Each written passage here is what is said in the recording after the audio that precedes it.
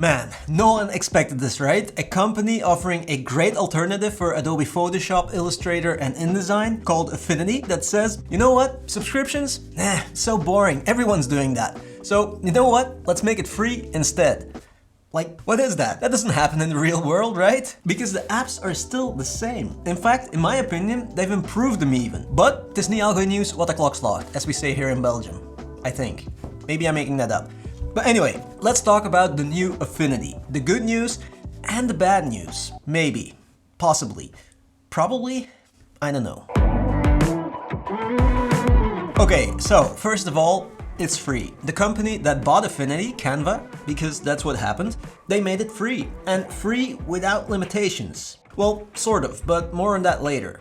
So if you are already using Affinity Photo or the other apps, you can go ahead and download the new version and use it with the same functionalities as before. And if you're new to Affinity, all you need to do is create an account, which is, well, yeah, amazing. And look, this will definitely send a message to Adobe, right? Because imagine you're new to photo editing or graphic design and you're looking for an app to start learning all those things. And then there's a great free option or an Adobe subscription. I mean, if you're new and you just want to try it out, you go for the free option, of course. And so the biggest improvement is that, well, yeah, it's actually free. Same apps, same powerful apps, but free. I still can't believe it. And another great improvement, in my opinion, is that they've merged all three apps into one app. So Affinity Photo, Publisher, and Designer don't exist anymore. It's Affinity now, just Affinity. But I have to say that, yeah, I love this. I think it's such a great improvement because, in my opinion, that's the modern workflow, right? A lot of people these days, they're not just a photographer or just a graphic designer. No, lots of people are creators. And so the fact that now you can seamlessly switch from the photo or pixel tab to vector or to layout, well, it's amazing. Also because it reminds me of DaVinci Resolve, which I love, where you also have all the different work areas in one app. Video editing, color grading, audio, you know? So yeah, I think that's great. Definitely an improvement. But then there's another tab. I don't know if you've noticed it already. Canva AI. Another improvement? Because here's the thing.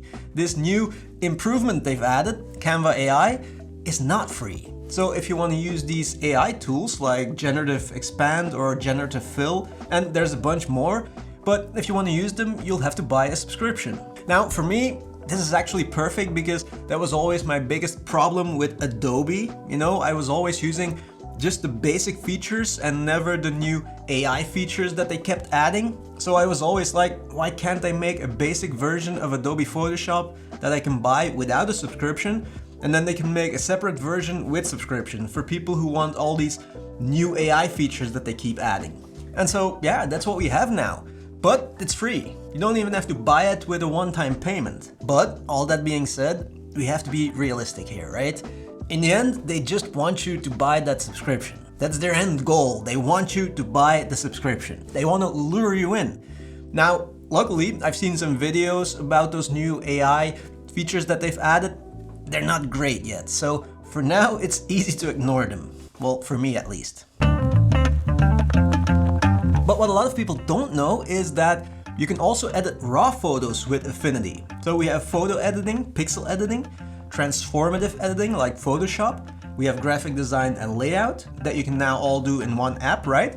But also raw photo editing. So when you open a raw file, you first go to the develop section of the app, which is Affinity's raw photo editor. So you can do all your raw adjustments here first, and then when you're done, you hit develop and you can start using the pixel editing, layout, or vector tab to edit your photo. And you can choose to convert your photo to pixels or keep it as a raw file in a separate layer. So that's all pretty cool. And that's an extra layer that a lot of people don't know about.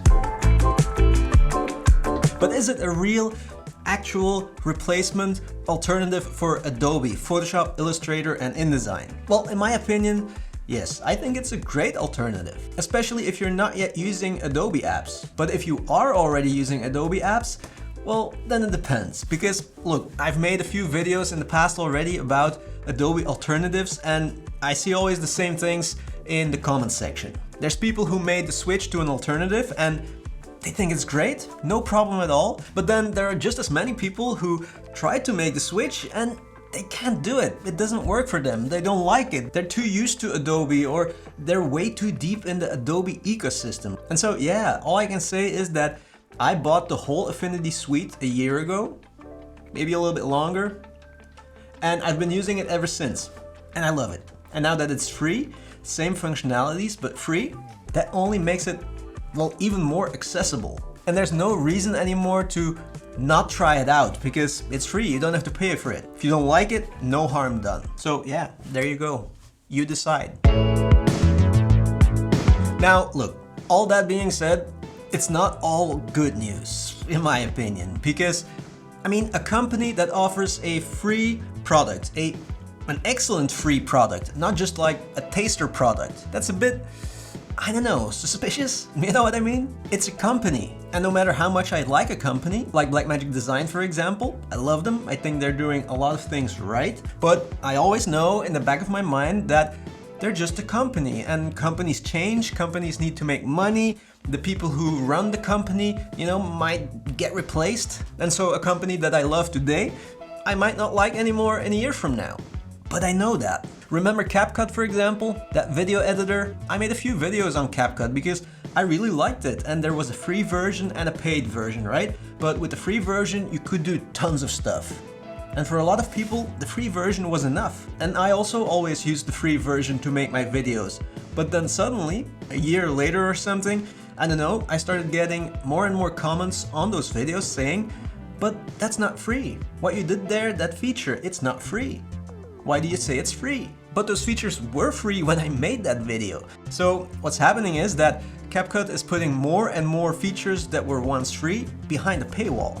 And that's a bit like slimy behavior in my opinion. And you know where this is going, right? I don't know what Canva is up to. The company who bought Affinity, I don't know what their plan with Affinity is, but trust me, there is probably a plan. And I've also heard that Canva, the company, wants to go public next year, 2 years. And when I hear things like that, I don't know. All kinds of alarm bells start going off because, you know, when a company goes public, that means that there's not only going to be a company that wants to make money, but there's also going to be shareholders who want to make money. And the company has to keep them happy, right?